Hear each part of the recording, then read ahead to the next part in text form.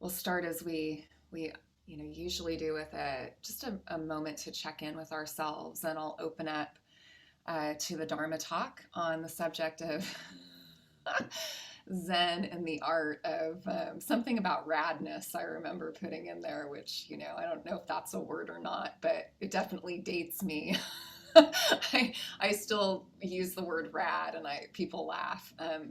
Hey, so I thought I would add that to the title. But yeah, we're going to unpack some different things, especially around the practice of Zen and Zazen, and then we'll open up to our meditation, which will be a taste of the talk. And so I'm so glad you're here. And let's take a moment to settle into our experience, like just checking in with the weather in here.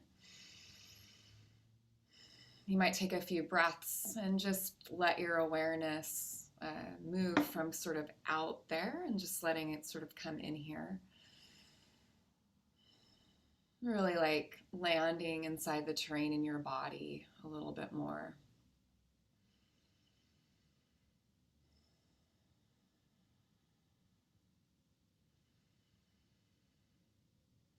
And as we settle into the body a little bit more, we can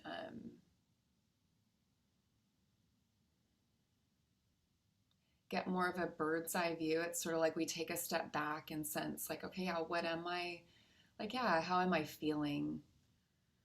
What emotions am I aware of? How forward do I feel? Like, how much am I here? And like then sensing also how much you're not here.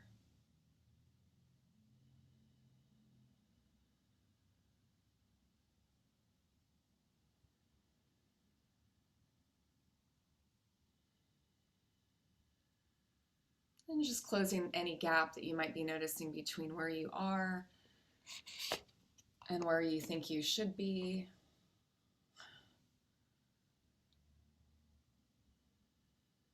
And whatever you're feeling in your body, just sensing that it can be part of your practice, like just letting it sort of fold into your practice.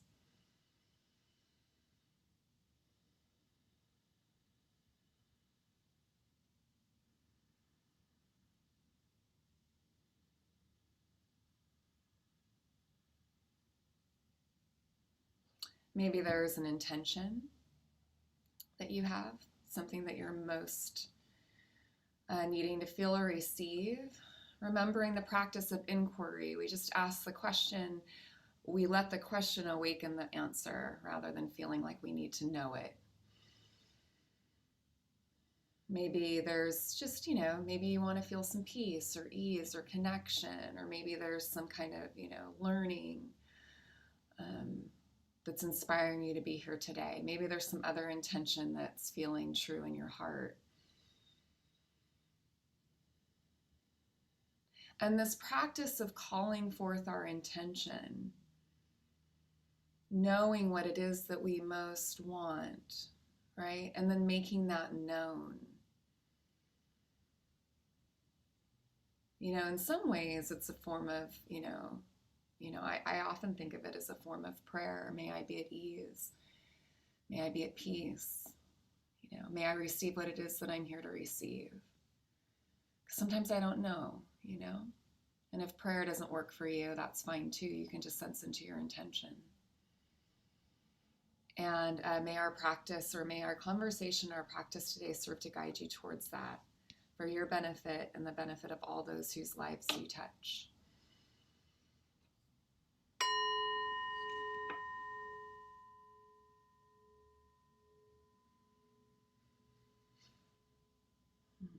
And then as we open our eyes, as our practices here in our Sangha, we're just letting in now, we're sort of letting in the visual field as we stay connected to our body, and then taking a look around the space, looking over both the shoulders to let yourself orient to the space, and then to sense what it's like to come into community. we're sort of starting to really slow down here, starting to look a little more closely at things that we may not normally notice, like what it's like to come into space together. How am I feeling? Like taking our own present moment state into consideration. We're so often just sort of like bypassing it all the time, leaning into a moment that hasn't arrived. And when we're really honest with ourselves, we really look at our life has never arrived. And that's why that's part of the reason I love, Zen and, but in particular Zen, because there's a real emphasis on here now, here now, here now, and really attending to here now, here now, here now. Not next. Oh, what's going to happen? Where's it all going? Oh my gosh, and getting caught in the feelings and the thoughts of all of that future. The Buddha called it becoming bhavana, this like becoming energy that we get sucked into and pulled into. And so this practice of bringing the awareness back and the simplicity of the moment. Something else, and I want to talk a little bit about Shinryu Suzuki Roshi, bringing Zen to the West. Zen, too, I feel, I'm also, a contemplative Catholic. So, I grew up Catholic, and then, I went away from it, and it's still very mysterious to me, my journey, but it's like, I've fallen in love with this practice of, contemplative Catholicism, and seeing the ways that, I mentioned in the email to you around this topic, that I go to this hermitage in Big Sur. And it's funny because it's not funny, but in that area, and particularly like around San Francisco, Marin County, there's a lot of intersection of Buddhism and other traditions. And at the hermitage, we sit zazen after the Mass and Eucharist, which is so I think of Zen practice or Buddhism as being like or mindfulness is even better, because that's like a little more secular. It should support it's not intended to be in conflict with any other practices that you may have. Just good to mention that too. And so I'm Big Sur. I forgot where I was going with all that, but let me come back to this practice that is so simple, which is part of why it makes it so trustworthy for me. I was introduced to it, more than 2 decades ago, haphazardly, sort of taking a meditation class, and the meditation's instructions were zazen, which is a type of meditation that I'll talk about in a moment that's intimately woven into Zen. I'm going to talk about some misunderstandings about Zen too in this talk. But when we think about Zen, we can't divorce it from practice and everyday life. Like if you're, you have this immaculate spiritual practice, but your life is messed up, like in terms of like the amount of harm you're causing, that is, it's everyday life is intimately woven into Zen practice. Like, so every aspect of your life is studied, non-judgmentally and lived as practice, partly as a practice of non-harm, and caring, and attuning to and trusting to something that's essential to Zen as well, this innate capacity that we all have to wake up, and this trusting in this awakening process that is beyond belief. It's transformational. And the cool thing about you know, like this, you know, the simplicity of this practice too is that there's no bells and whistles. You don't need anybody to wake up, right? There's no bullshit or manipulation, you know, as far as I've experienced. I'm sure if, you know, you live on in communities and things like that in this tradition, there may be some adherence or some devotion to the teacher that is not wholesome. I mean, you know, I've had a teacher for 20 years and I mean he's never put his own head above mine or made me ever think or feel that I needed, you know, I need his whatever to awaken myself. And that's something else I really appreciate. There's not this kind of wonky, weird, in my experience, devotion to a teacher usually in Zen. Although that's, you know, you get into these communities and there's, you know, there's problems in leadership everywhere. But the heart of Zen is really simple, emphasizes practice, emphasizes your own capacity to wake up and know, and your whole life is a reflection of your practice. So it's not just about how great your meditation is, but it's like it's also about, you know, the tone of voice that you use with the customer service rep, you know, if you make those phone calls like I do, right? It's like, you know, I'm like, I got to talk to someone. Like also, I got to talk to someone, you know, but it's like, am I practicing then? And that's really Zen, you know? So let me talk a little bit about the bones. Oh, and before I talk more, please put in the chat what your intention is. Oh, good. Thanks, Candace. You read my mind. I'm here to be still. Yeah. Yeah, go ahead and put in the chat what your intention is. Welcome, Harry. So glad to have you, and Anna and Candace and Joanne and Julie. Yay. Melissa, Ruth, Kiyomi. Welcome, welcome. Peace and ease. Thanks, Anna. Beautiful. Needs spiritual rest. Yeah. Good, Joanne.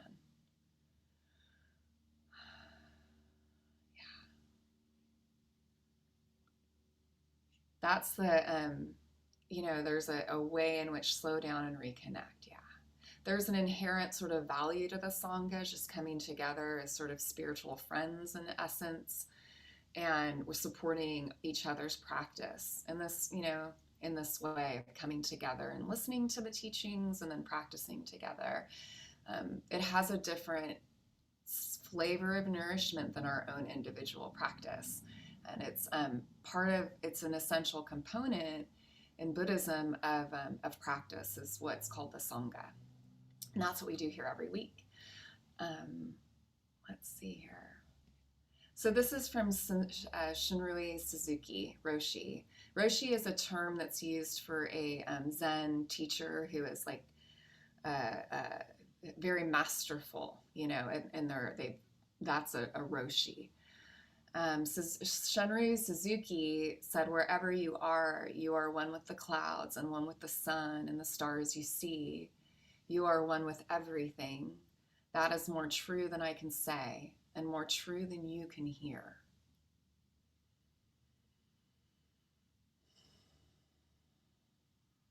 He was born in Japan and grew up in a, you know, the Zen, Soto Zen tradition and very rigorous practice, like very rigorous, very, very out of balance, actually, in my opinion, in terms of the emphasis on like staying up all night and sitting straight and like, you know, it's very rigid and hard, and it has a bad reputation, I think, because of that. When we get to like when you peel the onion back on the teachings, I find it to be the most kind of loving of all the flavors of Buddhism that I've experienced and present, and like anyway, but it's like the tradition has, you know, it's people, we bring our stuff to the anyway. And so he was in, it was hard he didn't want to be there. He left. He came to San Francisco in 1959, and he had no plans and he had no grand strategy, only a bottomless, and this is from an article. A lot of what I'm taking today for this talk comes from Lion's Roar, Remembering Suzuki Roshi, and then a Zazen article in Tricycle, and my own experience having practiced this for a long time, and not very long at all. And so he sat, so he didn't have a grand strategy, only a bottomless confidence in the power of the Dharma. He sat Zazen every morning in his temple alone. Check this out. He sat, and it was like this little room, it was cold. He sat Zazen every morning in his temple alone until gradually some American students began to join him. I love that, that story. And when you hear from some of the original students, it's a kick.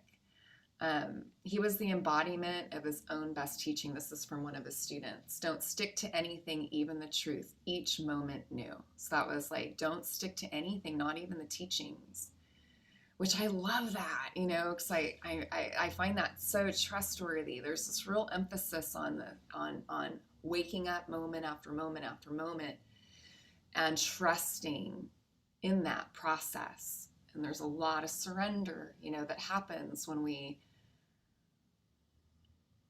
distract our attention in a continuous way from gaming out how it's going to go. We love doing that. Default awareness, where does it go? What's next? What's next? What's not here? What's not right? What do I need to do to be okay?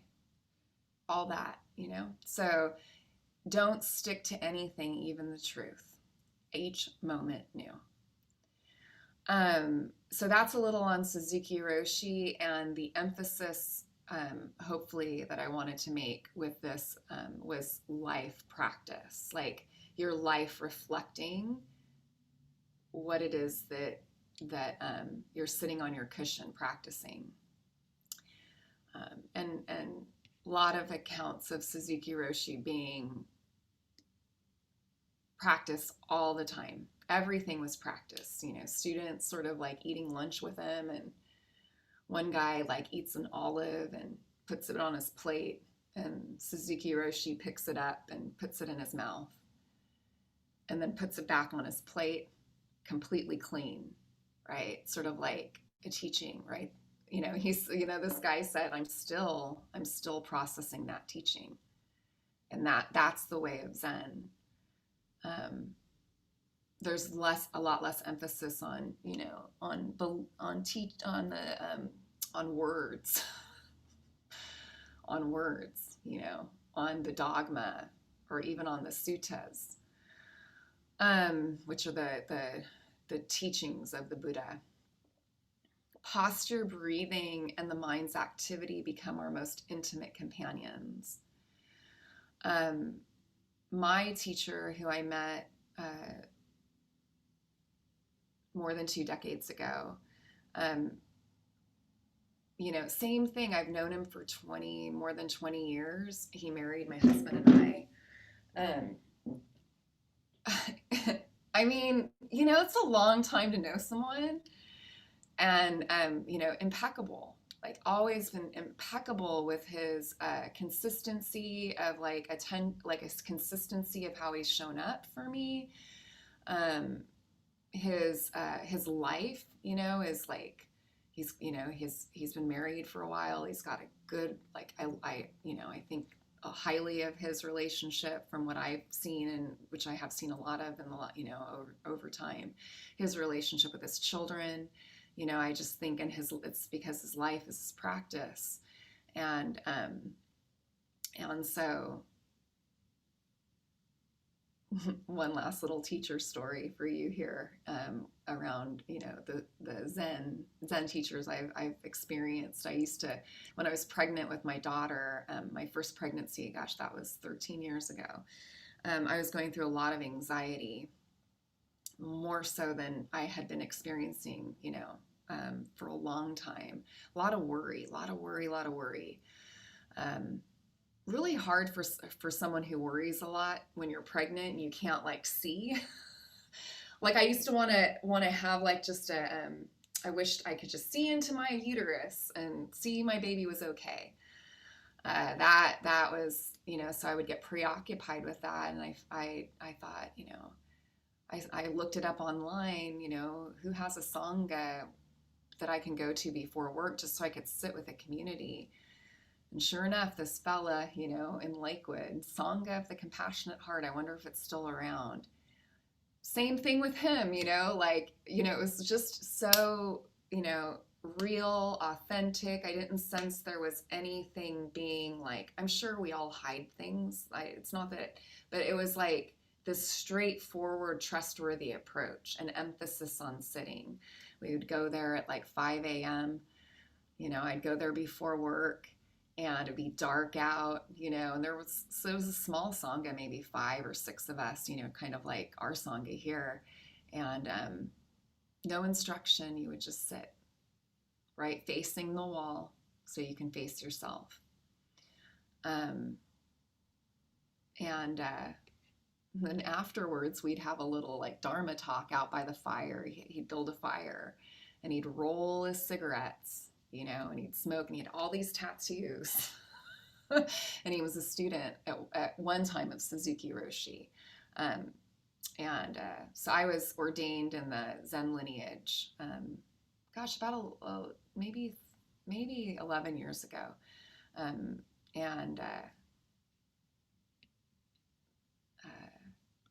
yeah, with my teacher, Dr. Andrew Shugio Bonichi. Okay, so a little bit of history there, and there's so much more. Zen Mind, Beginner's Mind by Suzuki Roshi is a really good place to start, and a really good place to end. It doesn't get old. Let's talk about some of the essential aspects of this practice that awaken us to our godness, the godness within us. Sometimes my teacher will say, and then he says, if that doesn't work for you, if that languaging doesn't work for you, don't, whatever works. But there's this confidence that we start with. We have a confidence in our own capacity to wake up, to awaken. And this isn't just true of whatever people have been, it's not just for special people, it's for all of us can. And so we start with that. That confidence is what, motivates us to practice. Like, why else would we sit and do nothing for whatever, 20 minutes, 40 minutes, a half an hour?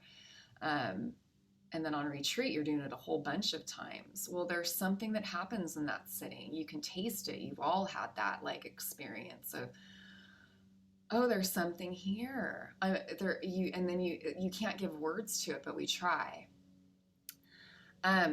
So having that confidence is like the first element, essential aspect of Zazen, which is the term that we use to describe Zen meditation practice is called Zazen. It has an emphasis more than, say, another tradition that I study a lot is the Theravadan tradition. There's really not any explicit teachings that I've experienced about the hara. But in Zen, there's a lot. So let's talk briefly about the hara. It's about 2 inches beneath the navel. And today when we meditate, we're going to practice with the hara in a way that we don't do a whole lot here.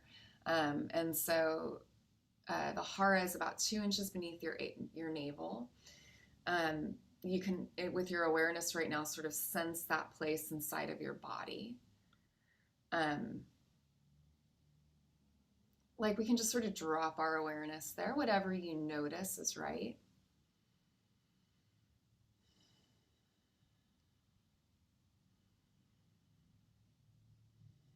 And maybe you can even we can even all like put our hands on our low abdomen, like right here. Like here's my belly button is right there. And then this is the hara. It's right about there. And this is the mudra that we hold. Posture is very emphasized in Zen practice, meaning like you hold this mudra. There's not options. And it does emphasize the hara. And we're going to be experimenting with that today.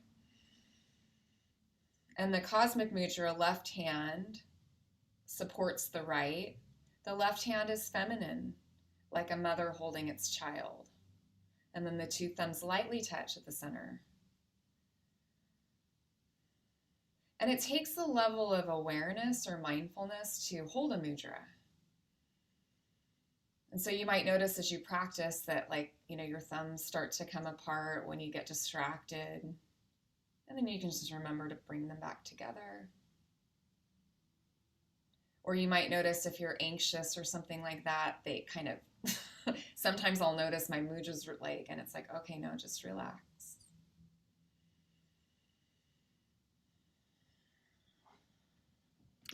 And if you're in a chair, like I am, I often sit on a cushion, but when I do these classes, it's better for me to sit at my desk. So I can can totally meditate in a chair, but if you're in a chair, you can sit away from the back of your chair. So there's an emphasis on a long spine. Zazen, we're not, unless you're really tired, you can lie down, but it's like we emphasize an upright posture. That's not like, it's not, we also emphasize ease, rest. So allowing the body to be restful but alert. So like Joanne mentioned, to rest, spiritual rest. I'm like, yes. So there's this like rest, but then we're aware, we're awake to our thoughts, to our feelings. And we'll practice with this as we move forward with the practice. So the hara is so essential to this practice that it's not what you think about the hara either. It's really just about practicing embodying that part of your body. It has nothing to do with thinking. It has a lot to do with intention though. Because if you don't have that intention, where is the awareness? Whoop, all up in here, yeah?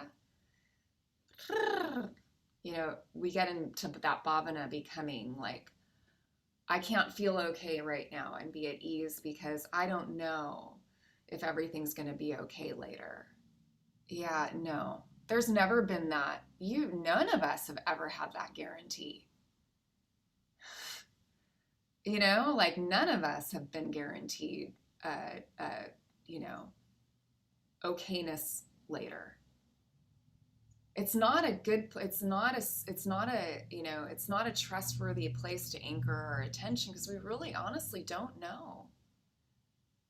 This is radical trusting and don't know mind. It's really hard, not to lean into the future to sort of borrow safety and security. But if we look at how we've done that throughout our lives, we can see that it's unsatisfactory. That we don't ever stop doing it, and it doesn't feel good because we never get there. But we have the birthright to enjoy our lives. And when I say enjoy, it's just to take it in, eat it up, eat the cold, eat the hot, eat it up, hug your kids, it's like living, look at the trees. It's not anywhere else. It's always right here. And we, by the way that we are showing up to this moment by moment, are affecting the future very directly, very directly. How you are with others today affects their lives on levels that we don't really even understand. And if we're bound up in some future moment going the way we want it to, or like whatever we're doing, leaning into the future to borrow safety and security, the impression that we don't have contact now with our power, with our awakened self, with our true knowing of how to respond in that moment. We have that in us. It's called awakening. When we wake up, there's a sense of knowing what to do, not ahead, but now. And then we have trust in that. We trust in that. We trust in that. We trust in that. The house may burn down. We can trust that we'll be able to respond. So I know it's like, wow, it's radical, this sort of let go. It's not that we don't plan for sure, absolutely, you know, but then let it go and be here now. And we'll practice with that now. So this is the juncture where I thank you so much for being here. And these are freely offered, and your donations really make a difference. So thank you for your donations, unless, some of my students don't make donations because it's, they're doing other work with me. But if you're here, just sort of like, I thank you for your donations. I really appreciate that. The link will be on the replay, as it always is. And I'm on all the things: Venmo, PayPal, Zelle. And I really appreciate when they come in. I want to thank you for that too. Yeah. All right. So finding your posture.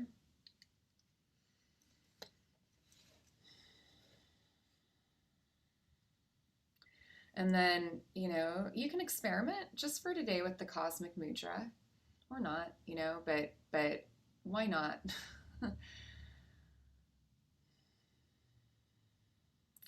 Feel the spine strong. And then there's a softness to the front. The chest, the belly softens. The face, the eyes.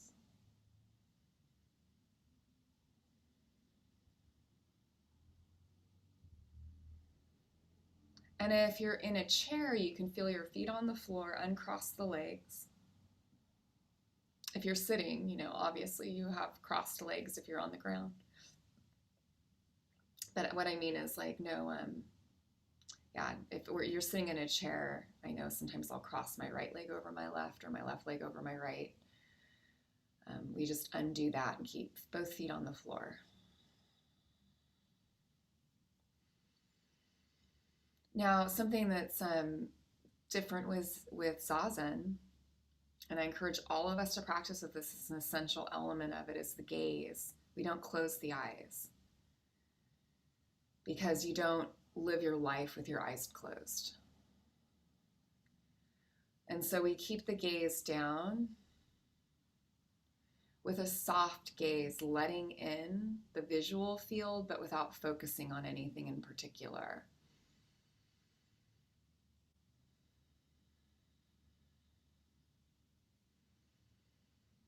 And if you never practice with eyes closed, with eyes open, I really encourage us all to practice with that for this sit. You can never do it again if you don't want.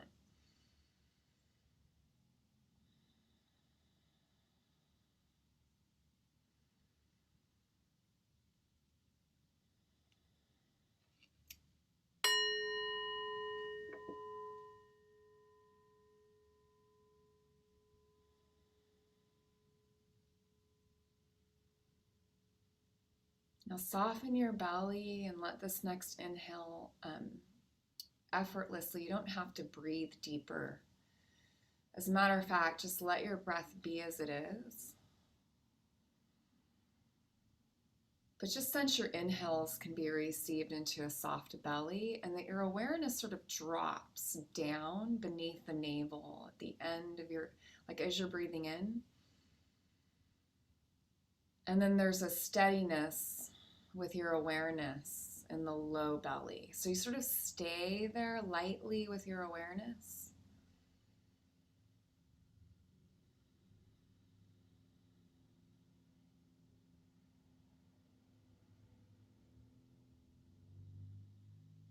can't do it wrong.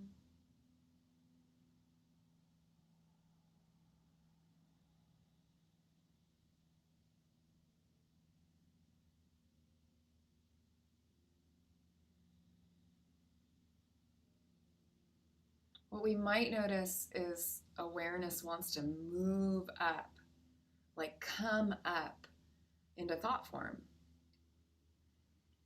We notice that and just drop awareness back down. Just drop it back down.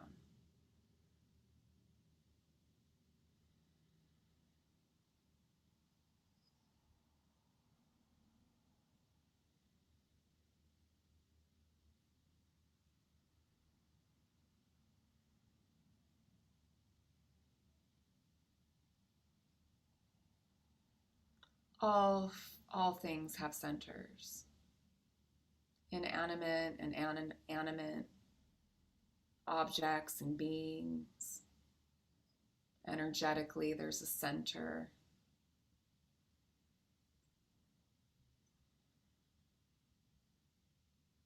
There's an eye of the storm.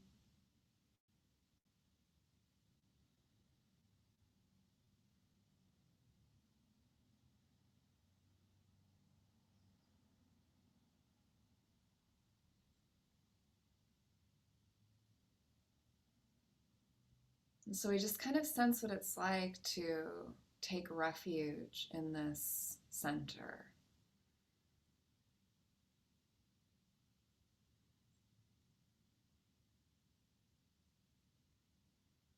Not forcing awareness down, but just letting it effortlessly sink down like a pebble, floating down from the top of the water of a lake to the bottom.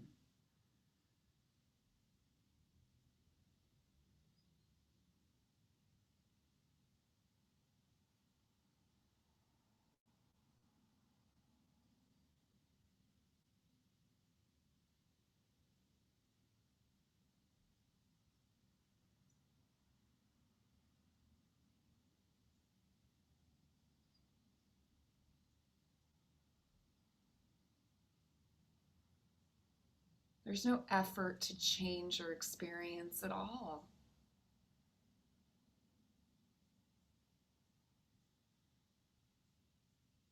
Rather, there's a softness with the experience that's arising moment by moment.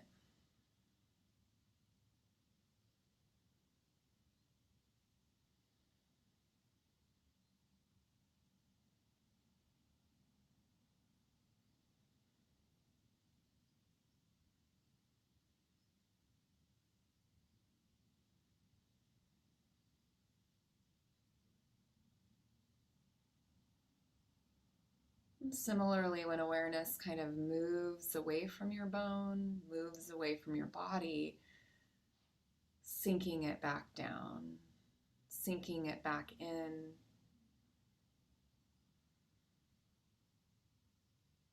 Letting embodiment be a practice, something we come back to.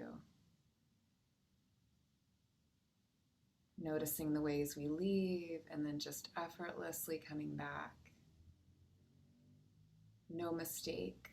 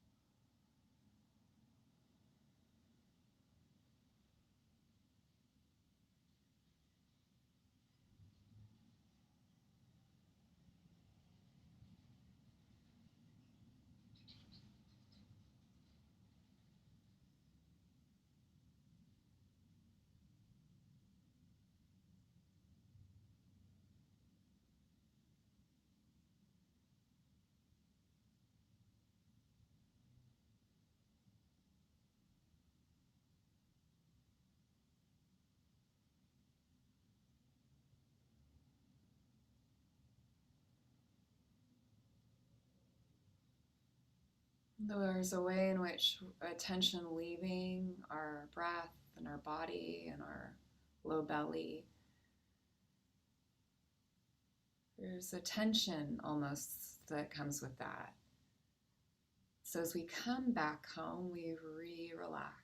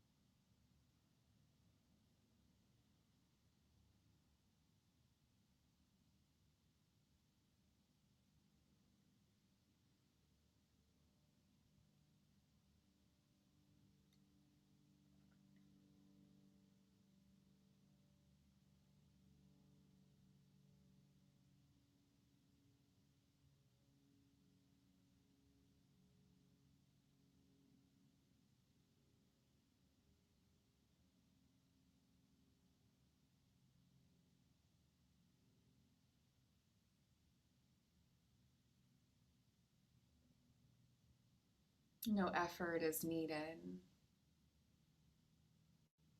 Nothing that you should be thinking or feeling other than what you are.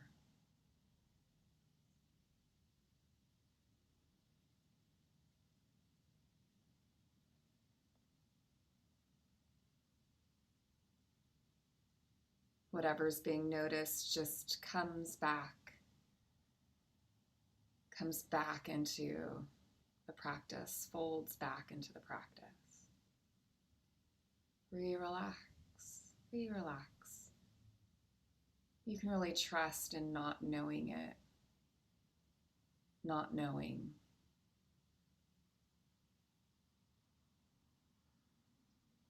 Feeling like you don't know how to do this is right. Trust that, not knowing.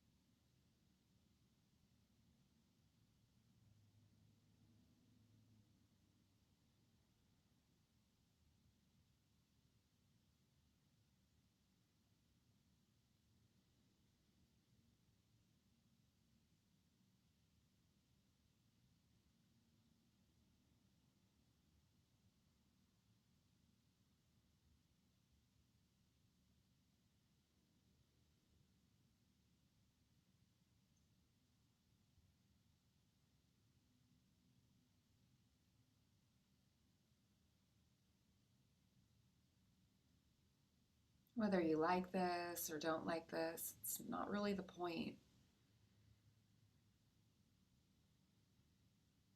And even just start to let go a little bit more of our need to measure up or measure.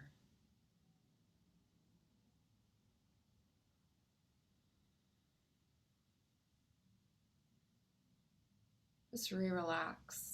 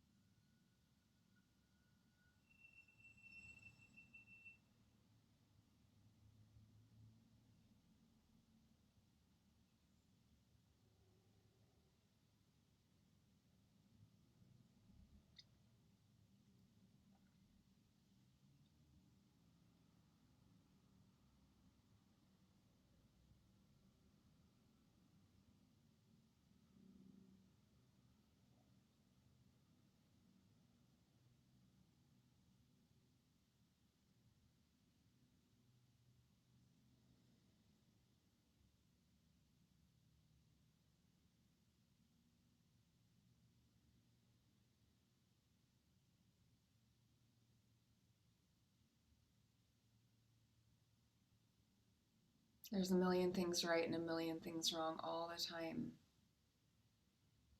You can still relax with whatever's here,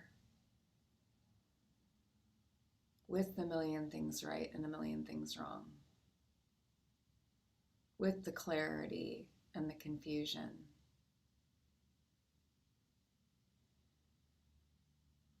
with the comings and goings of sound and sensation.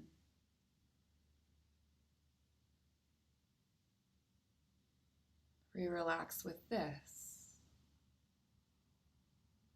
It's all that you have. It's all that we know. Just this.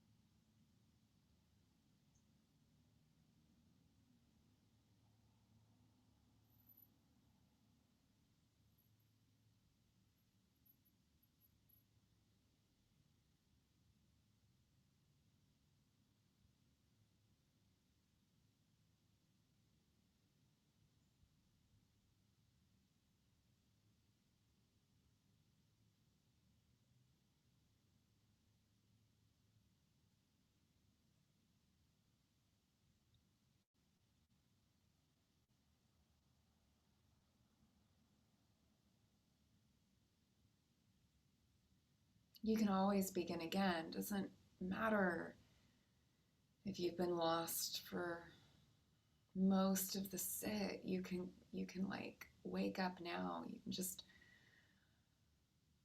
begin again. It's already gone. Refresh, begin again. Relax. Great is the matter of life and death.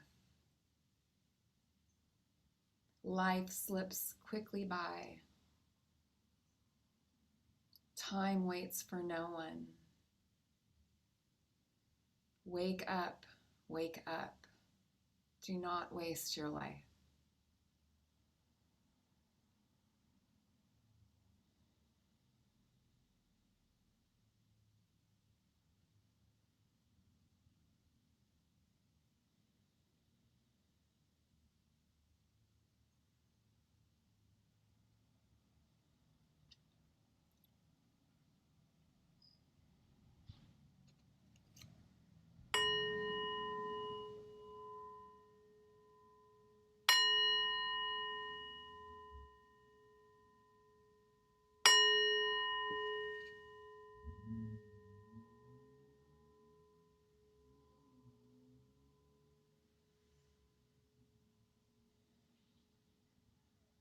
May we be filled with loving kindness.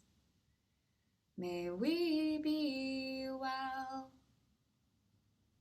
May we be peaceful and at ease. May we be happy. May we be filled with loving kindness. May we be well. May we be peaceful and at ease. May we be happy. May we be filled with loving kindness. May we be well. May we be peaceful and at ease. May we be happy.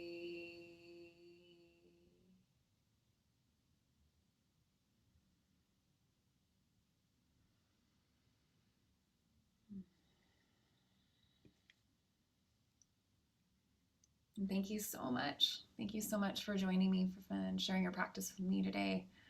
It's been it's been nice to be with you and to be back with you after a little break.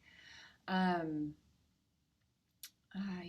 I'd love to hear in the chat if you want to just mention if there's anything you're taking away, any ahas,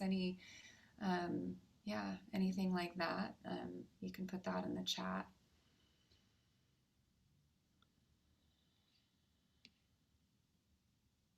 Mm-hmm, mm-hmm.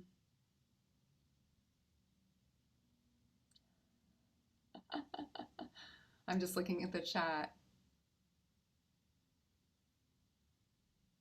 Yeah, good. Yes, that's right, Ruth. Right, totally. But a lot of this is very supportive. Yeah, yeah. Thank you. I needed your good, Ruth. Yeah, you're welcome. You're welcome. Grounded. Feel grounded in the earth. Yeah. So take this with you for the rest of the day. It's not out there. What you're looking for, it's not out there. What you need, it's not later. Today, let today sit, encourage all of us to just be with now, moment by moment, anchored into the hara as best as we can. Practice listening to your friends from your hara, talking to people from your hara, washing your hands from your hara. There's something to it, we were connected to our mothers through an umbilical cord. There's an energetic one. Never went away. That's a bit esoteric, but if you go there, kind of maybe that can help motivate you to sink into your hara. It's not up here. This is a useful tool. It was never meant to live your life. Never meant to run it. Never. There's something deeper in here that we can take refuge in and trust, and that's practice. And that's faith. So be well. Thank you so much for your donations, and sending you love and blessings. I will be here again on Tuesday. Please let me know through email or something if there's a topic you want me to cover. Alan, who's not here today, I know you sent me an email and I'm going to read it. It's on my agenda today. And because I think he had a possible topic. So I'll see you next week. And share this with anyone you think would benefit. Anyone's welcome to these sits.